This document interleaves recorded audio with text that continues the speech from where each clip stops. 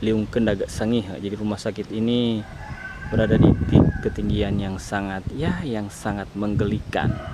Ya, rumah sakit ini dibangun dengan dana PEN sehingga diharapkan rumah sakit ini dapat berguna.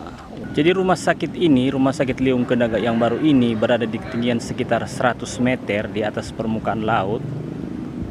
Anda di bukit dan Anda bisa melihat pemandangan itu dari atas bukit, sangat amazing. Lihatlah kota Kelurahan Bungalawang menuju ke arah barat. Jadi Anda bisa melihat Gunung Awu serta pemandangan sore hari.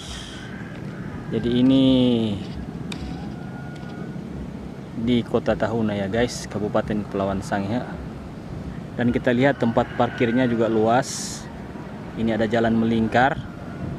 Dan rumah sakit ini sudah selesai pembangunannya,